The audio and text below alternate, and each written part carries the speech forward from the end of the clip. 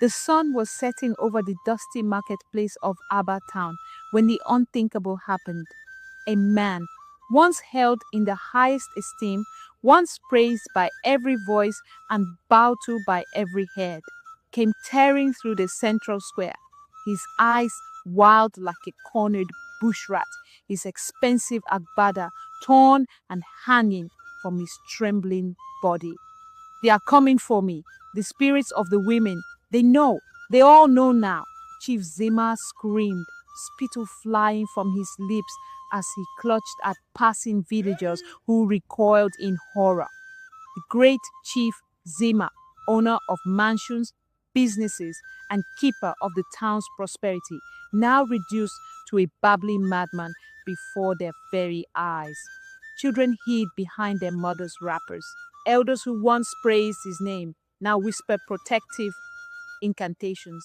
Market women who had washed their clothes at his establishments stood frozen, baskets dropped and forgotten.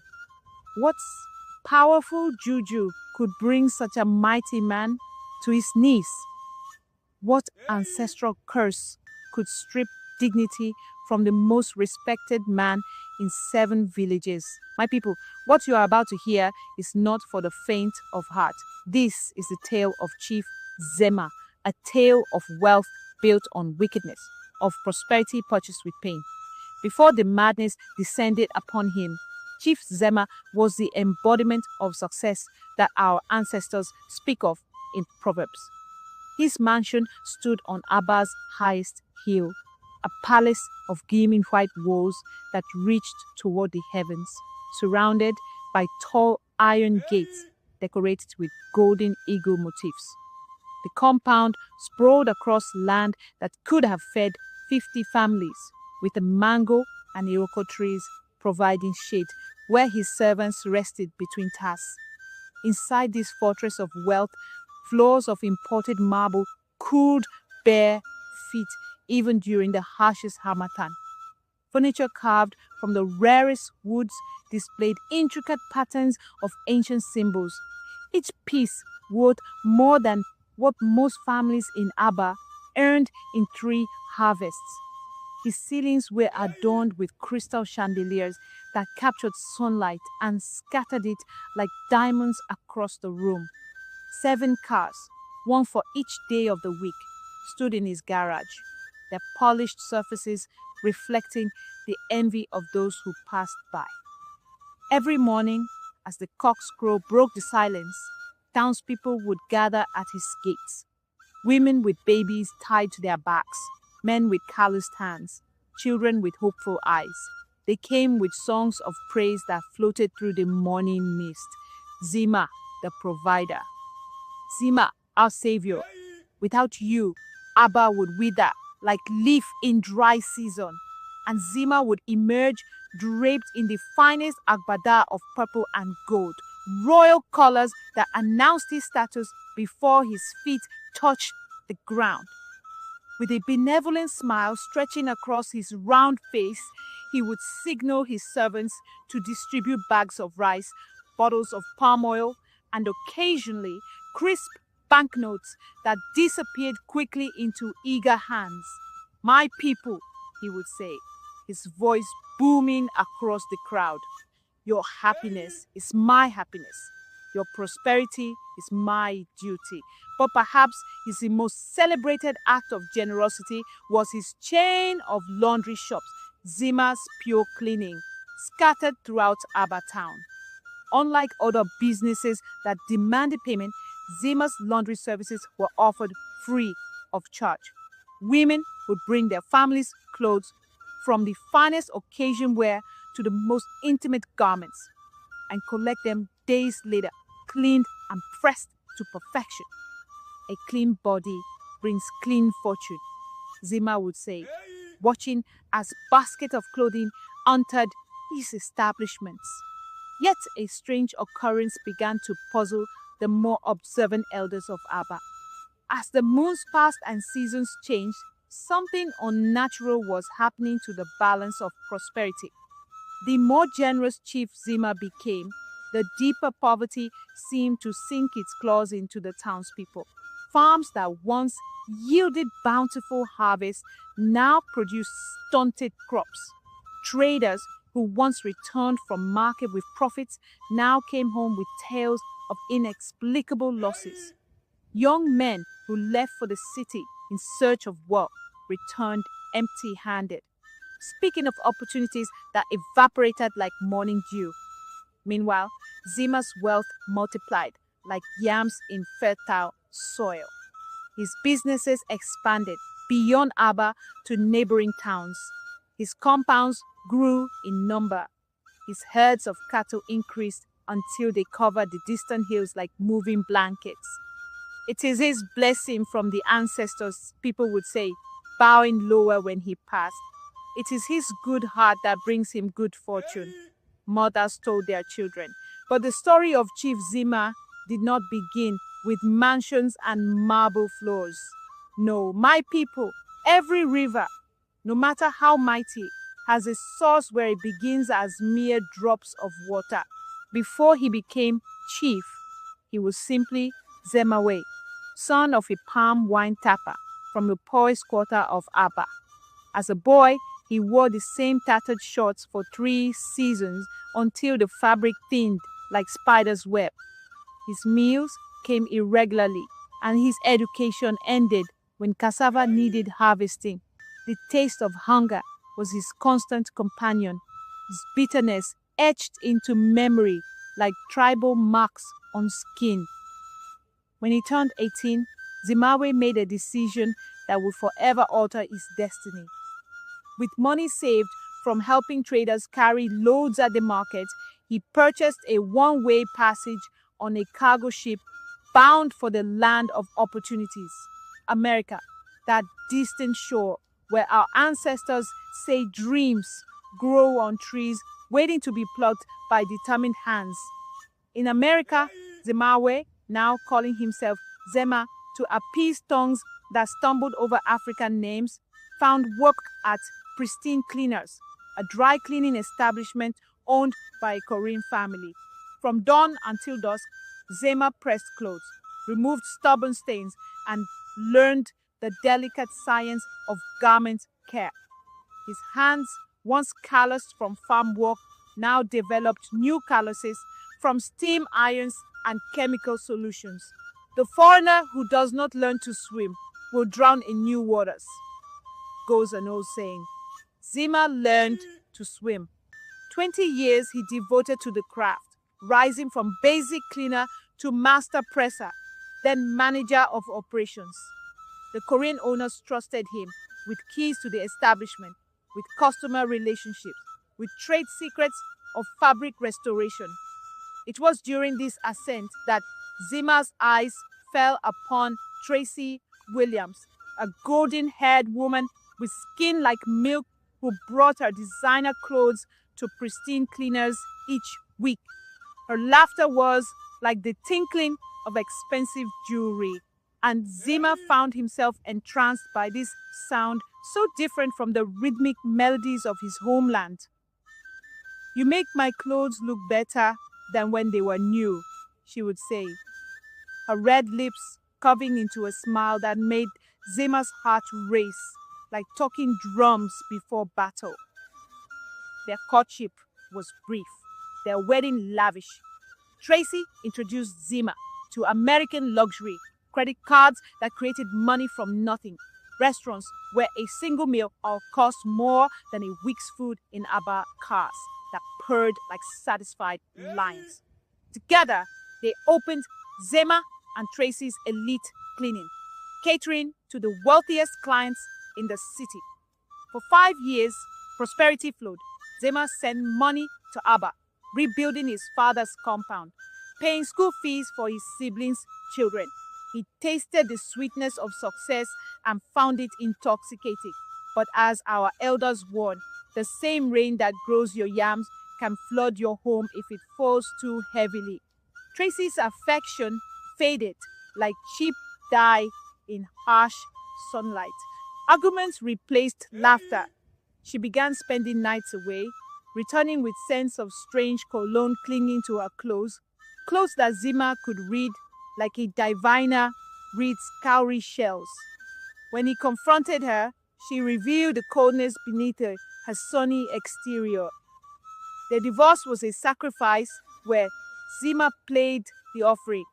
American courts granted Tracy their home, their business, their savings, everything Zema had built over 20 painful years. The judge's gavel fell like a cutlass, severing Zema from his hard-earned prosperity. "She has taken everything," he whispered as he stood outside the courthouse, a single suitcase containing his remaining possessions, "everything but my knowledge." That night, in a cheap motel room that smelled of despair and stale dreams, something broke inside Zema's spirit. The humble, hard-working man who had crossed an ocean with hope was buried under an avalanche of bitterness. In his place emerged a creature our ancestors warned about in fireside tales, a man whose heart becomes poisoned by vengeance. "I will never be vulnerable again," he vowed to the darkness. "I will never again trust in honest work alone. The world has shown me its true face, and now I will show mine." 3 months later, Zema returned to Abba, not as the humble son who had left, but as a man transformed by foreign hardships, his soul twisted like an ancient Iroko tree that grows around the very object that wounds it. My people, Chief Zema returned to African soil, his heart no longer beating with African rhythms, but instead pulsing with a cold determination that would soon cast long shadows over Abba town. Upon his return to Abba, Zema moved with the calculating precision of a leopard stalking prey. The knowledge of fabrics and cleaning that had been his honest trade in America now became the foundation of something far more sinister. Within 3 market cycles, Zema's pure cleaning establishments sprouted across Abba like mushrooms after heavy rain. Unlike other businesses that occupied small spaces within the marketplace, Zema's laundry shops were spacious buildings painted brilliant white with blue trim, colors that spoke of cleanliness, of purity, of trustworthiness. Large windows allowed passers-by to witness workers scrubbing, pressing, and folding garments with meticulous care. But what truly distinguished Zema's business model was its most unusual feature. He charged nothing for his services. "My people gave me my beginning," Zema announced at the grand opening ceremony, his voice carrying across the crowd gathered before the main establishment. "Now I give back to my people. Clean clothes bring dignity. Dignity brings prosperity. This is my gift to Abba." The townspeople erupted in celebration, praising Zema's generosity, unaware that a spider was weaving its web around them with invisible silk. For his workforce, Zema selected carefully. He chose 12 young men and women, all from desperately poor families, all eager to please their benefactor. They were given clean uniforms, generous salaries, and comfortable quarters behind the laundry shops. More importantly, they were given hope, a rare commodity in a town where opportunities withered like forgotten cola nuts. Among these workers was Adewale, a sharp-eyed young man whose ailing mother needed expensive medicines. Pinta, whose 5 younger siblings depended on her earnings for school fees. Kwame, whose dreams of university had been crushed by poverty until Zema appeared with his offer. These young people viewed Zema not merely as an employer, but as a savior sent by benevolent ancestors. Yet, 3 moons after the business began operations, Zema gathered his workers for a special instruction session. The doors were locked. Guards were posted outside. Zema's usual jovial demeanor hardened into something cold and authoritative. "Your work has been satisfactory," he told them, pacing before the assembled group. But now, I will teach you a special technique that will guarantee our continued success. When garments come to us, particularly undergarments of women, you must examine them closely, Zema instructed, his voice dropping to a whisper that forced the workers to lean forward. Female undergarments often contain strands of hair. These hairs you must collect carefully, discreetly. At the end of each day, you will bring them to me personally. This is not to be discussed with anyone, not your family, not your friends, not even among yourselves. The workers exchanged confused glances, but when Zema announced that those who collected the most samples each month would receive bonuses equal to 3 times their already generous salaries, any lingering doubts were quickly suppressed. After all, whispered Kwame to Adewale as they left the meeting, what harm could come from collecting a few hairs? And my mother's roof needs repairs before the rainy season. And so the collection began, this harvest of intimate essence from unsuspecting women who trusted their most personal garments to Zema's care. Each strand carefully plucked, each vial dutifully delivered to Zema's waiting hands. The workers performed their tasks with increasing efficiency, silence purchased with wealth that seemed to multiply without explanation. Meanwhile, as the moons waxed and waned over Aba, a pattern emerged that even the most unobservant could not ignore. With each passing market week, Zema's compound grew more opulent. New wings appeared on his mansion. His cattle multiplied. Gold glinted from his fingers, his neck, his ankles when he walked. Yet across the same town, prosperity leaked away like water from a cracked gourd. Crops that had flourished for generations now yielded barely enough to feed families. Children who had been plump-cheeked grew gaunt. Traders returned from distant markets with tales of deals mysteriously falling through at the final moment. It is as if our town stands in 2 worlds, observed Elder Okafor at a gathering of concerned elders. Zema's world of endless abundance and our world of increasing hardship. Perhaps they are not separate worlds, whispered Aganaba, the medicine woman, her ancient eyes narrowed in suspicion. Perhaps one feeds upon the other, like a parasite draws strength from its host. But such words were spoken only in hushed tones, for who would dare question the generosity of the great Chief Zema? Who would look this gift horse in the mouth when their children's hungry cries pierced the night? And so the vials continued to fill with delicate strands, each one a thread in the invisible web that was slowly, inexorably tightening around Aba Town. But what became of these precious vials, these carefully harvested strands of essence? To answer this question, we must follow Chief Zema on his secret journey, a journey taken under the protection of the new moon's darkness, when even the stars seemed to hide their faces from what they might witness. Once every season, Zema would vanish from Aba without announcement. His compound would be locked, his businesses left in the hands of trusted managers. Business trips, he would explain casually upon his return, speaking of meetings with foreign investors and supply chain partners, words that impressed townspeople unfamiliar with such modern concepts. The truth was far more ancient. Zema's journey took him across the border into Ghana, deep into the forests. Certain knowledge has been preserved since time immemorial.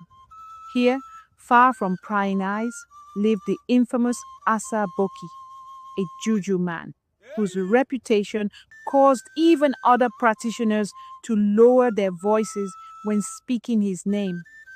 "You have brought the harvest?"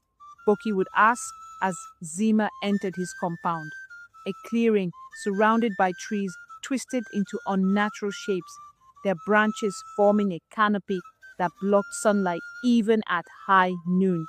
And Zema would present his offering, hundreds of glass vials containing the carefully collected strands of hair, each one a connection to its unwitting donor. "Excellent," the juju man would whisper, his voice dry as ancient papyrus. "The power of women is unmatched for this work.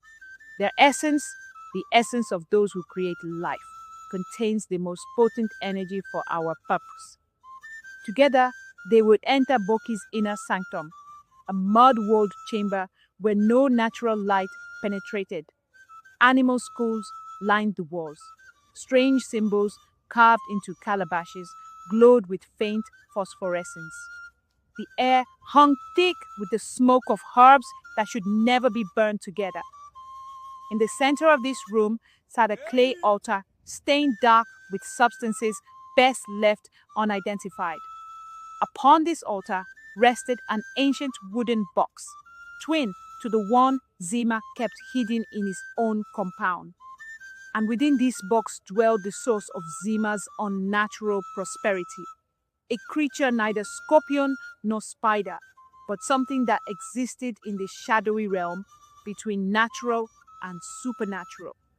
The creature, called Akuro in the oldest tongue, had no eyes, yet it sensed the arrival of its master. Its segmented body, the color of congealed blood, would twitch in anticipation. Its pincers would click together, creating a sound like bones breaking in the distance. "It hungers," Boki would announce, opening the box fully. "Feed it what you have harvested." And Zema would empty the vials one by one, watching as the creature consumed each strand of hair with unsettling eagerness.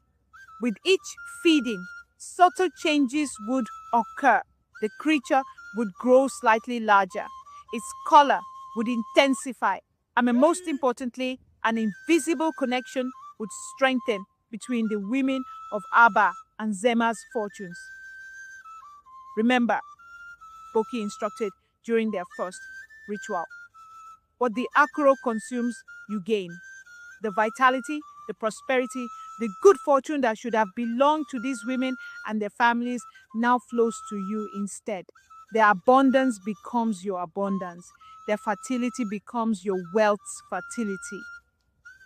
Back in Abba, among Chief Zema's many workers, one stood apart, a young man named Jojo, who had risen to become his most trusted lieutenant. Unlike the others who came from desperate circumstances, Jojo was the grandson of a respected diviner. Though poverty had forced him into Zema's employment, the ancient knowledge whispered to him in childhood dreams had never fully left his blood.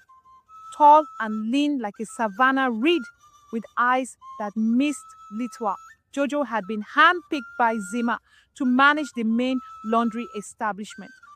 His intelligence and efficiency had earned him unprecedented access to Zema's compound, access that included collecting the precious vials from other workers when Zema was occupied with more important matters. But the whispers of his ancestors grew louder in Jojo's ears with each passing moon. He noticed how the women whose undergarments yielded the most strands seemed to suffer the greatest misfortunes. Businesses failing, children falling ill, marriages crumbling like termite-eaten wood. "There is a pattern here," he murmured to himself one evening as he delivered the day's collection to Zema's private quarters. A pattern written in suffering. The opportunity Jojo had been waiting for came during the harvest season. Zema announced another of his mysterious journeys, this one predicted to last 7 days, the longest he had ever been away. That night, as Zema's convoy disappeared down the road to Ghana, Jojo felt the pull of destiny like a fishhook in his soul. 3 nights he waited, fulfilling his duties flawlessly by day while watching the compound at night. He noted which guards were diligent and which succumbed to palm wine's embrace. He observed the rhythms of the household. When cooks retired, when cleaners finished their tasks, when only the night creatures stirred. On the fourth night, when the moon hid its face and clouds veiled the stars, Jojo made his move. Wrapped in dark cloth, he slipped through the compound like a shadow cast by no object. The guards at Zema's private wing had been given special palm wine, a gift from the chief himself, Jojo had told them, laced with herbs that ensured deep sleep. The 3 locks on the forbidden door surrendered to Jojo's careful manipulation, a skill learned in childhood games that now served a higher purpose. Each click echoed in the darkness like the breaking of a small taboo. Yet, Jojo's hands remained steady. "Ancestors, guide me," he whispered as the final lock yielded. "Show me what must be seen." The door opened with the reluctance of secrets being revealed.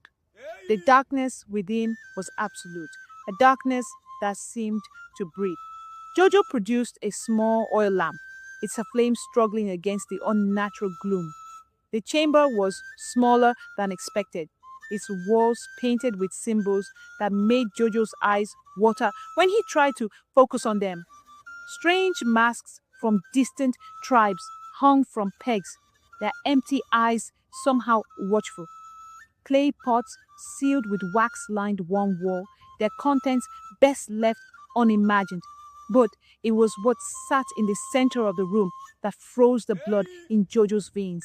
An ancient wooden box inlaid with cowrie shells arranged in patterns that spoke of hunger and consumption. The box sat upon a low table carved with images of women weeping. Summoning courage from the deepest well of his spirit, Jojo approached the box. Its surface was warm to the touch, warm like living flesh rather than wood. He hesitated only a moment before lifting the intricately carved lid. The creature within seemed to sense his presence immediately. The Akuro, for Jojo recognized it from his grandfather's warnings about forbidden magics, raised its blood-colored body, pincers clicking in agitation. Around it lay hundreds of hair strands, some partially consumed, others waiting their turn to feed the abomination. "So this is how he does it," Jojo breathed, understanding flooding through him like bitter medicine. "This is how he feeds on our community." The creature lunged suddenly, its pincers grasping at Jojo's sleeve, acting on instinct born of fear and revulsion. Jojo snatched the ceremonial dagger from the wall, a curved blade meant for ritual sacrifice. Without hesitation, he brought it down upon the Akuro. The creature's body split with a sound like a woman's scream. Instead of blood, black oil spurted from its wounds, hissing where it touched the wooden floor. The Akuro thrashed violently, its segments contorting in impossible angles as death claimed it. As the creature stilled, something passed through the room, a wave of invisible energy that extinguished Jojo's lamp and rattled the mass against the wall. Jojo felt it pass through his own body, like a cold wind, leaving him trembling, but somehow lighter, as if invisible chains had fallen away. "It is done," he whispered into the darkness, knowing that some acts of courage changed the course of rivers, of communities, of destinies. Carefully, he closed the box on the creature's remains, replaced the dagger, and retraced his steps through the compound. By dawn, no evidence remained of his nighttime expedition, except a faint smell of smoke that clung to his garments, the smoke of liberation that would soon engulf all of Abba. 3 days after Jojo's midnight intervention, Chief Zema's convoy returned from Ghana. The dust from his vehicles had barely settled before he sensed something amiss. in the rhythm of the town. The usual crowd that gathered to welcome his return was noticeably smaller. The songs of praise seemed muted, hesitant, as if the singers themselves were unsure why their voices faltered. "Where are the others?" Zema demanded of his gateman. "Where is the town crier who announces my arrival? Where are the market women who bring cola nuts to welcome me?" The gateman could only lower his eyes. "I do not know, Chief. Perhaps they are busy with the harvest."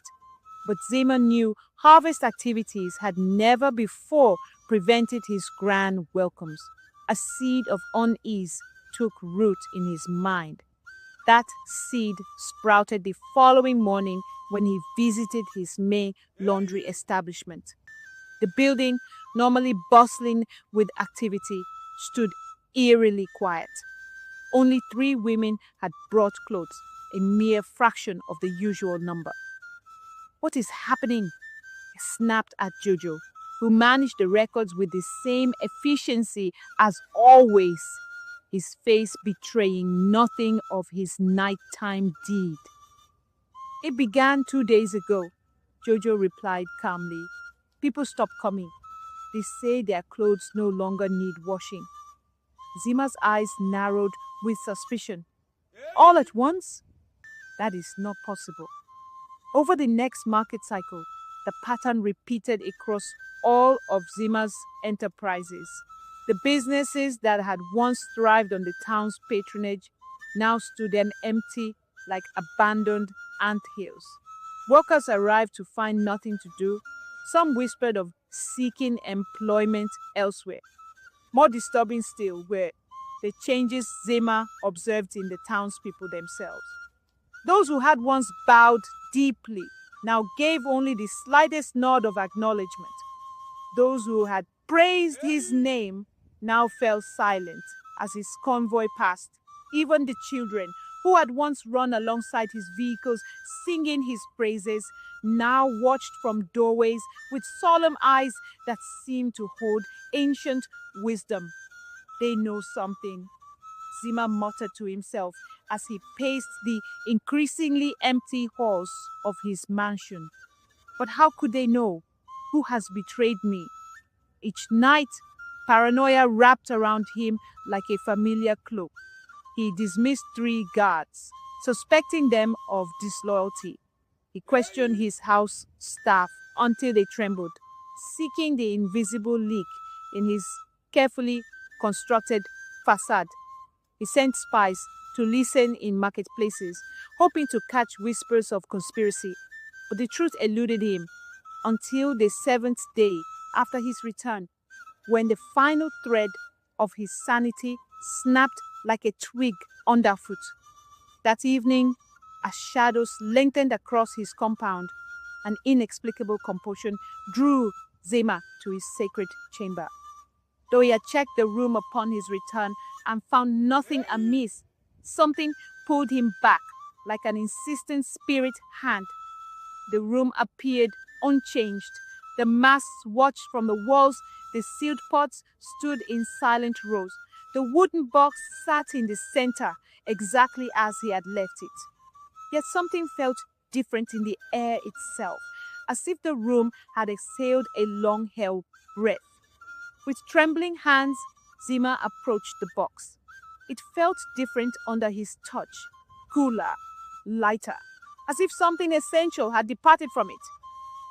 He lifted the lid, expecting to see the akurojiji waiting with clicking pincers for its next feeding. The scream that tore from Zema's throat shook the very foundations of his mansion. Where the creature should have been, only a dried husk remained, split down the middle, surrounded by blackened hair strands that crumbled to ash at his touch. The lifeless remains looked like they had been dead for days. "No, no, no!" he howled, clutching the box to his chest. "Who has done this? Who has done this?" In that moment, the carefully constructed walls of Zema's mind collapsed like a poorly built dam.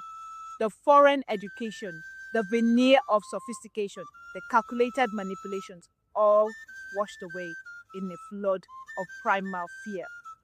What remained was raw terror, the terror of a man who knows his protection against retribution has vanished. Visions flashed before Zema's eyes.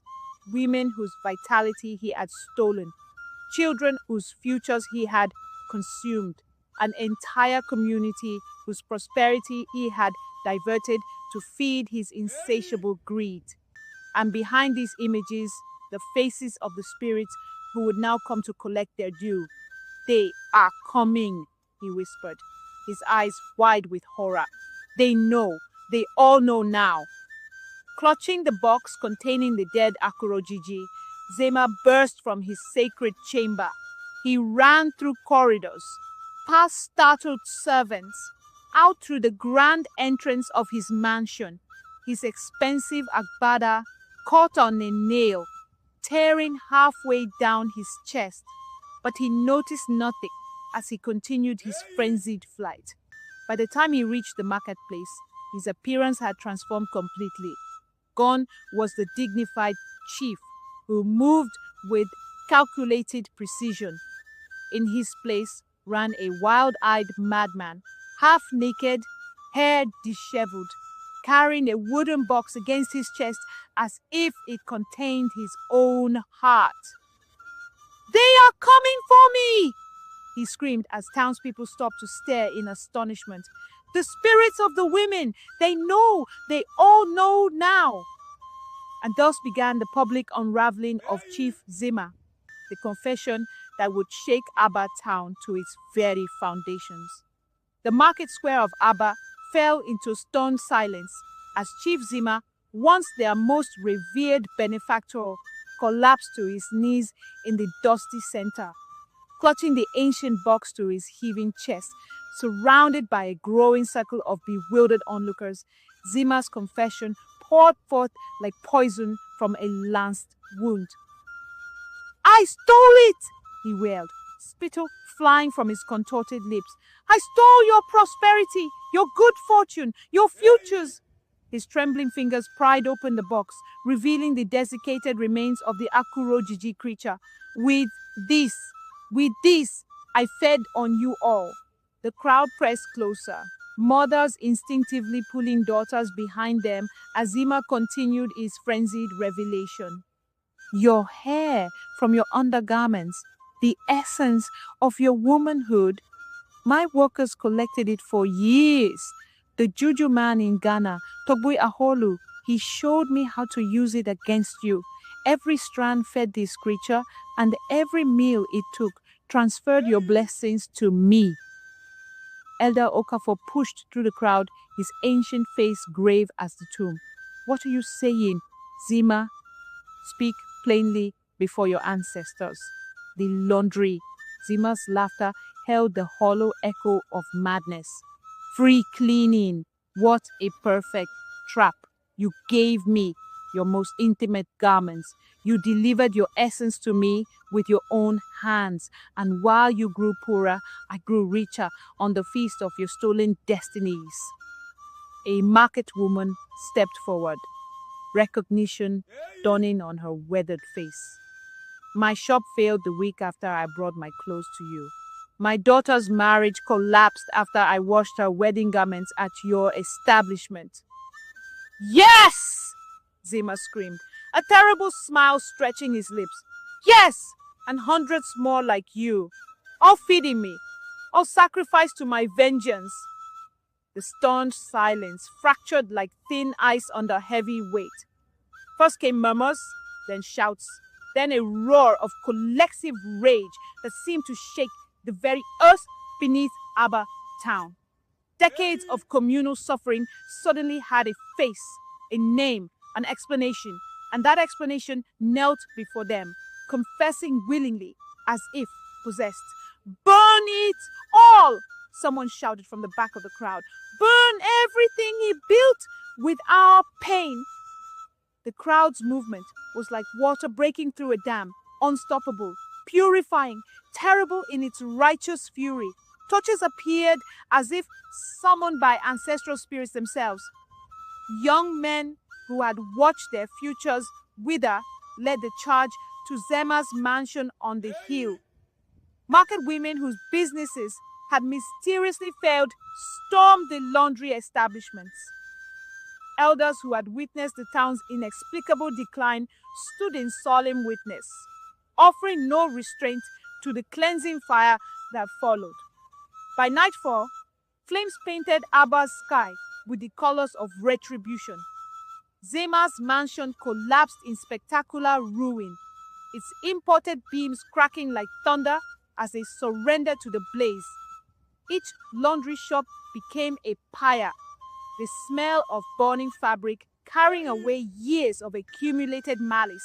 The fire consumed ledgers, uniforms, equipment, all tools of Zema's terrible harvest. Zema himself was not armed physically, for in African justice, the punishment of a truly guilty soul is left to ancestors and spirits who see more clearly than mortal eyes. Instead, he was escorted to the edge of town. The wooden box containing the dead Akurojiji hung around his neck like a perverse necklace. "Go," Elder Okafor pronounced, speaking with the voice of the community. "Go and never return to Abba. May every town you enter recognize the mark of spiritual corruption upon you. May every door close before your knock. May every well dry at your approach. This is our judgment." Zema's workers, those who had unknowingly participated in his scheme, scattered like chaff in wind. Some, overcome with shame at their unwitting role in the town's suffering, journeyed to distant lands to start anew. Others performed cleansing rituals under Aganaba's guidance, seeking forgiveness through service to the community they had harmed. Jojo alone remained, his role in breaking the curse, earning him respect rather than condemnation. "I suspected, but could not prove," he explained to the Council of Elders. "The pattern was there for those with eyes to see it." The recovery of Abba came not as a sudden miracle, but as a gradual awakening, like a body healing from long illness. The season following Zema's expulsion brought rains that fell in gentle abundance rather than destructive torrents. Seeds planted in long barren fields stretched toward the sun with renewed vigor. Market stalls that had gathered dust now attracted traders from neighboring communities. "It is as if the land itself is exhaling after holding its breath," observed Aganaba, the medicine woman who had long suspected Zema's true nature. This is the way of natural justice in our African understanding. Not always swift, not always dramatic, but as inevitable as the river's journey to the sea. The spiritual balance that Zema had distorted with his unnatural magic gradually restored itself once the corrupting influence was removed. And so our tale comes full circle, revealing the consequences that await those who would use sacred knowledge for selfish gain, who would build prosperity on the foundation of others' suffering. If this tale has touched your heart or awakened your mind, I ask that you share it with others who might benefit from its wisdom. Also, subscribe to our channel for more amazing stories. Until our paths cross again by the ancestral fireside, stay blessed, stay vigilant, and I will see you in our next tale.